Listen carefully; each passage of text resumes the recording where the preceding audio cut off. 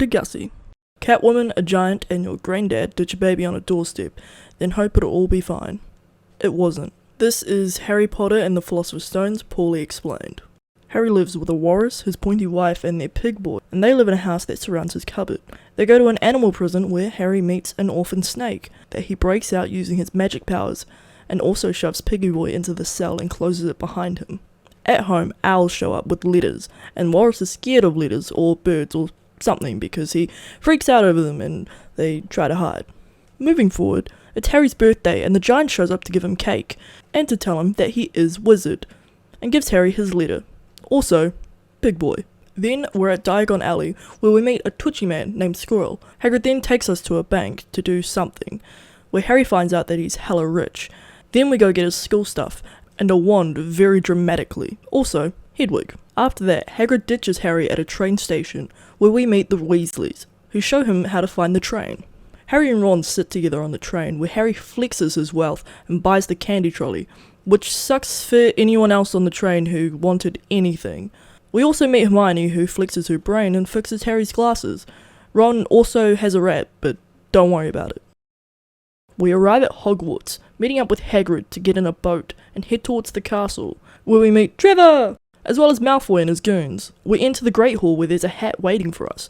But first, Dumbledore says that the Forbidden Forest is forbidden, and the corridor in the middle of the school is out of bounds, which I'm sure is not important information. We then get into a staring match with a vampire, which makes Harry's scar go ouch. Then it's our turn with the hat. After a nice wee conversation establishing the evil house, the smart house, and the good house, as well as the other one, Harry gets sorted into Gryffindor. We sit down and eat with our Griffin buddies, and Percy, where we meet ghosts and find out that Vampire Snape is a bit suspect. Magic stairs, moving portraits, the fat lady, Harry still has an owl, McGonagall still a cat, Snape hates Harry, Seamus goes boom, broom goes up. At this point, Neville does an oops, which means Professor Hooch leaves all the little potats by themselves. Malfoy does Malfoy stuff, and now Harry's the Gryffindor Seeker. Oops, now we're in the third floor corridor. Maybe they should put some signs up, or lock it, or even keep people away using magic. Anyway, we try to leave, but a cat scares us, so we run away and hide in a locked room, which Hermione conveniently unlocks, to meet Fluffy. We quickly leave. Hermione puts out Fluffy is guarding something. Now, Oliver Wood takes us out to teach us about some Quidditch. Now it's Charms, where it's Leviosa, not Leviosa. Seamus goes boom, and Ron makes fun of Hermione afterwards. At dinner, Neville tells us that Hermione's been crying all afternoon, and then bang, Quirrell runs in, screaming about trolls in the dungeons. Chaos ensues. Silence, Dumbledore says calmly, and sends everyone back to their dorms, including Slytherin, whose dorms are in the dungeons. But don't worry about them, because we watch the troll go into the girls' bathroom, where Hermione is. We fight the troll, where it's Leviosa, not Leviosa. Then the professors conveniently show up after it's dead, just knocked out, and question why we're there. Hermione takes the blame, when the truth is probably a better explanation.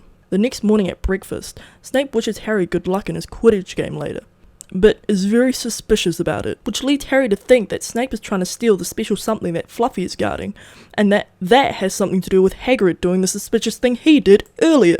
Then Harry gets a package, and we're all like, oh, what could it be? Surprise, it's a broomstick. Later, during the match, it's all tied up when Harry spots the snitch for the first time. While chasing it, his broom goes all weird, but don't worry about it, because Hermione spots Snape being suspicious, so she goes over to him and secretly sets him on fire. Harry's fine. He manages to catch the snitch after recovering it from his mouth. We then go to have a conversation with Hagrid about Snape being suspicious, and he's like, no. But we're like, what about Fluffy? And he says, well, yes, but no. And we're like, that's a bit suspect. And he says, Nicholas Flamel! Now it's Christmas. Sitting in the Great Hall, we find out that Ron is good at wizard's chess, and that Hermione's going home for Christmas, but we need to go to the library to look for Nicholas Flamel. Christmas morning, Harry gets an invisibility cloak, which he immediately uses to go to the library to open up books loudly. The noise attracts Filch, so we run away into Snape being all kinds of suspicious with Quirrell, but he can't see us, so it's fine. Escaping them, we find the Mirror of Erised, and Harry sees his parents in it. He runs back to the dorms to get Ron to look in it, but he sees himself as the ultimate wizard Chad instead. Time goes by and Dumbledore comes down to tell us that it's dangerous to stare too long. After Christmas, Hermione realizes that she had the book they needed all along. After reading, they discover that Fluffy is guarding the Philosopher's Stone. After dark, they run to Hagrid, who seems a bit busy, but we know all about the Philosopher's Stone, so he lets us in. He's cooking an egg named Norbert when we notice that Malfoy is peeping through the windows. He then runs off to tell on us, which leads to all of us getting detention, which is to just hang out with Hagrid in the Forbidden Forest after dark, which sounds like we're breaking more rules than the one that we originally broke in the first place. In the spooky forest, we find a suspicious puddle, which Hagrid immediately sticks his fingers into with no hesitation, and finds out that it's unicorn blood. After that, it's time to split up, according to the only adult out here. We end up with Malfoy and the dog. We find a unicorn being sucked on. Harry's scar goes ouch, and the unicorn sucker goes kh. Malfoy and Fang run away. Harry trips, but a centaur saves him, and the sucky boy is actually Voldemort's. Snape has been hella suspect this entire time, so it's decided that we need to go down to the trapdoor tonight. It's now night. We go to sneak out, but Trevor, and Neville, catches us. Quickly moving on from them, we head out underneath the invisibility cloak to the corridor that is way too easy to access. Heading inside Fluffy's room, we find him already asleep, so we just take our time wandering over to the trapdoor, where we have a nice wee conversation, and then jump in the hole. We land on a killer plant, and Hermione says relax, but Ron doesn't really want to, so spell. Now that we're all here and nobody panicked, we head into a room full of keys flying around. After establishing the next door is locked, Harry jumps on a convenient broom, sets up to catch the obvious key, and into the next room we go. It's Wizard's Chest. Giant Wizard's Chest. So it's good that this is the one thing that Ron's good at. And then, Ron sacrifices himself so that Harry can win, and Hermione's telling us that we need to go, but we already know because it's Harry Potter and the Philosopher's Stone, not Hermione. Now, finally, we're in the final room to face off with the man who's been trying to steal the stone this entire time. Wait, Quirrell? Oh my goodness, it was a red herring this entire time. Everything that seemed so suspicious before was all Quirrell. But swoosh, it's actually Voldemort, strapped to the back of his head.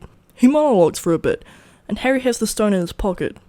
We then disintegrate him with our hands, but Voldemort becomes a dust cloud and swooshes his way out. We wake up in the hospital wing, where Dumbledore says everything's fine. We leave the hospital to go to the Great Hall, where Dumbledore gives all the points +1 to Gryffindor, so we can win the House Cup, because screw Slytherin. That's it. Did you find all our hidden references? Leave a comment below on where they all are. And while you're at it, like, subscribe and give us a follow on Instagram, where we post up all teasers and updates on the next Poorly Explained.